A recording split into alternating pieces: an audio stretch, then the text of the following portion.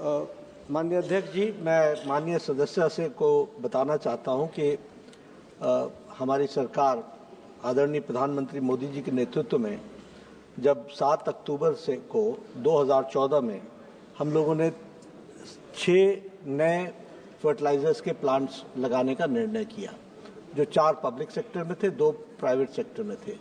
एक रामागुंडम में जो तेलंगाना में, एक गोरखपुर में, एक सिंदरी में, एक बरौनी में, और जो प्राइवेट है वो राजस्थान में और वेस्ट बंगाल में। इस तरीके से लगभग हर एक उर्वरक में, हर एक फर्टिलाइजर फैक्ट्री की कैपेसिटी में लगभग 12 लाख मेट्रिक टन बढ़ाने का हम उसमें उसकी व्यवस्था की गई। तो कुल मिलाकर के 76 lakh metric ton 6 new plants में बढ़ा, और 2014 में हमारी जो कैपेसिटी थी वो 225 लाख मेट्रिक टन थी। इसी बीच में गैसिफिकेशन के माध्यम से भी और एनर्जी को इम्प्रूव करते हुए इन्हीं प्लांट्स की कैपेसिटी को 20 से 25 लाख मेट्रिक टन और बढ़ाया गया, और अब हम 315 लाख मेट्रिक टन के हम फर्टिलाइजर प्रोड्यूस कर रहे हैं अपने उसमें।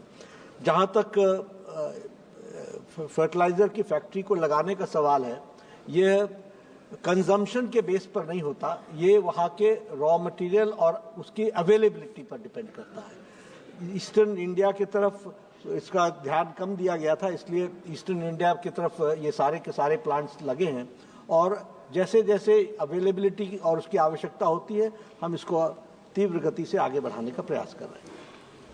सप्लीमेंट्री पूछना चाहते हैं आप? जी जी, चलिए, बहुत बहुत धन्यवाद मंत्री महोदय। अध्यक्ष जी, ये सर्वविदित है कि सीजन के समय बिहार एवं अन्य राज्यों में किसानों को समय पर खाद उर्वरक नहीं मिलता है और उन्हें मजबूरन ब्लैक से खेती के लिए उर्वरक खरीदना पड़ता है। अब समय पर स्टॉक कैसे किसानों के पास पहुंचे, ये व्यवस्था की गड़बड़ है। सरकार कंपनी को सीधे सब्सिडी देती है और कंपनी खाद निर्माता को उर्वरक किसानों के पास पहुंचा देने की जिम्मेवारी है, किंतु उर्वरक निर्माता रेलवे ट्रैक से खाद आगे पहुंचाने के लिए तैयार नहीं होते हैं और वहीं से डीलर या स्टॉकिस्ट को ब्लैक करना शुरू कर देते हैं और स्टॉक भी समय से नहीं आता है। तो इस समस्या के समाधान के लिए सरकार क्या उपाय कर रही है? ये क का है। ख का है कि बिहार में खाद, विशेषकर यूरिया की किल्लत और ब्लैक का मुख्य कारण बिहार का नेपाल से बॉर्डर सटा होना है। आसानी से खाद डीलर बिहार से नेपाल यूरिया का सप्लाई कर देता है और यहां पकड़े जाने पर कार्रवाई सीधा डीलर पर होती है, किंतु गाड़ियों और ड्राइवर पर कोई कार्रवाई नहीं होती है। एक सेकंड माननीय मंत्री जी, बिहार में शराबबंदी है वहाँ। मंत्री जी प्लीज। मैं माननीय सदस्य को बताना चाहता हूं कि हमारे तरफ से department of agriculture and farmer welfare के साथ मिल करके date wise, month wise, week wise, area wise तय होता है कि किसको खाद डीएपी कब, कहाँ, कितने, कब पहुंचेगी। हम उसके अनुसार उसको पहुंचाने की व्यवस्था करते हैं और इसका डिजिटाइज्ड होता है, इंटीग्रेटेड डिजिटाइज बेस्ड सिस्टम है, जिसमें ये सारी की सारी चीज़ें टाइम पर मॉनिटर होती रहती है। जहाँ तक इसके डिस्ट्रीब्यूशन का सवाल है, उसमें कई लोग अननेसेसरली ये क्रिएट करने का प्रयास करते हैं। स्टेट गवर्नमेंट के साथ हम रेगुलरली कांटेक्ट में रहते हैं, एक्शंस लिए जाते हैं। एक्शन लेने का काम स्टेट गवर्नमेंट का है, वो स्टेट गवर्नमेंट एक्शन लेती है और वो इंश्योर करते हैं डिस्ट्रिक्ट मजिस्ट्रेट्स कि समय पर खाद किसानों को मिल जाए। श्री दिनेश चंद्र यादव। धन्यवाद अध्यक्ष महोदय। सरकार नैनो यूरिया एवं अन्य उर्वरक लिक्विड बना रही है और खाद निर्माता कंपनी किसानों को नैनो फर्टिलाइजर ही इस्तेमाल करने के लिए मजबूर कर रही है। लिक्विड खाद का इस्तेमाल स्प्रे द्वारा ही हो सकता है और सरकार का स्प्रे के लिए ड्रोन पर फोकस है। अब किसानों को परेशानी यही शुरू होता है सर कि क्योंकि ड्रोन से बड़ी खेती में स्प्रे तो हो सकता है, किंतु मेरे बिहार राज्य में छोटे छोटे किसान है जिसको 5 कट्ठा, 10 कट्ठा और ज़्यादा से ज़्यादा 1 बीघा जमीन है। उसमें ड्रोन से स्प्रे नहीं हो सकता। फिर किसानों को छोटे स्प्रे मशीन चाहिए, तो क्या सरकार बिहार में किसानों को स्प्रे मशीन के खरीद के लिए सब्सिडी देने पर विचार रखती है? और लिक्विड उर्वरक निर्माता कंपनी नैनो खाद के फायदे के लिए बिहार में कोई जानकारी के लिए एडवर्टाइजमेंट नहीं करती है? उसे भी किसानों को उसके फायदे की जानकारी देने के लिए कोई कार्यक्रम चलाने के लिए सरकार उस कंपनी पर दबाव देगी क्या? सबसे पहली बात तो यह है अध्यक्ष जी की सरकार नैनो का इस्तेमाल करने के लिए मजबूर नहीं करती है, प्रेरित करती है। हम प्रेरित करते हैं। दूसरी बात यह है कि इस क्वेश्चन का ओरिजिनल क्वेश्चन से ये अलग से क्वेश्चन करें ड्रोन के बारे में और स्प्रे के बारे में, तो उसके बारे में हम उत्तर देंगे। ये मेन क्वेश्चन से जुड़ा हुआ नहीं है।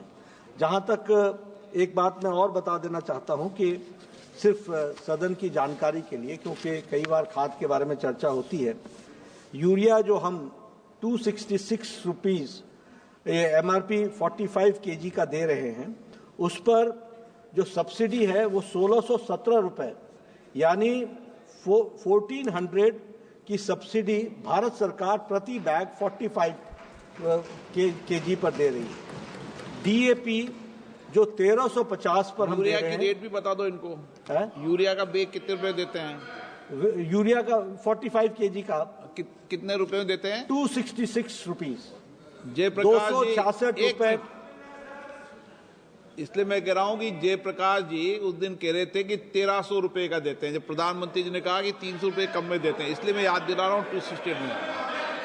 नौ यूरिया के बारे में बात कर रहे थे। तीसरी बात DAP 1350।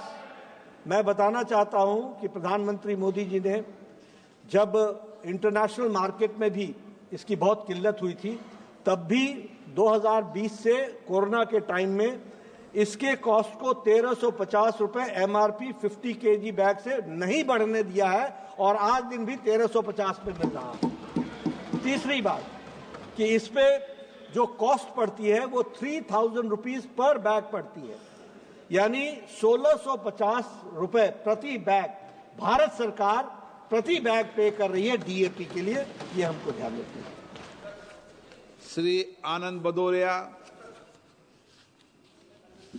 धन्यवाद आदरणीय अध्यक्ष जी।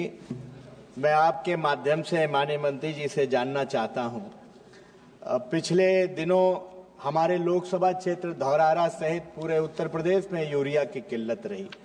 मैं आपके माध्यम से जानना चाहता हूं, क्या माननीय मंत्री जी सदन को आश्वस्त करेंगे कि आगे यूरिया की कोई किल्लत नहीं होने दी जाएगी?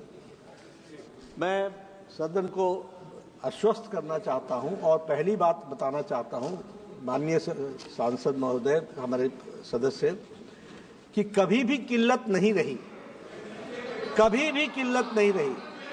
किल्लत, मेरी बात सुनिएगा और आपकी मदद मैं चाहता हूं, आपकी मदद मैं चाहता हूं। किल्लत क्रिएट की जाती है, किल्लत क्रिएट की जाती है कुछ जो मार्केट को इंटरवेंशन करना चाहते हैं। मैं आपसे निवेदन करूंगा, आप सब लोग पब्लिक रिप्रेजेंटेटिव्स हैं, आप हमसे पता कीजिए, मंत्रालय से पता कीजिए। रेक्स जिस दिन तय किया है उस दिन पहुंचता है, लेकिन अननेसेसरली क्रिएट करके कुछ लोग उसमें से मुनाफा कमाने का प्रयास करते हैं। स्टेट गवर्नमेंट्स को एक्टिव होना चाहिए और आप सांसदों को हमारी मदद करनी चाहिए कि पब्लिकली इन चीजों को लड़ा जाए। श्री अनुराग ठाकुर। धन्यवाद अध्यक्ष महोदय।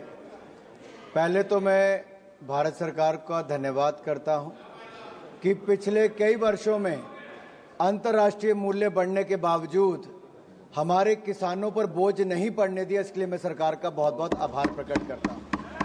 और इसके साथ साथ जहां पे माननीय मंत्री जी ने कहा कि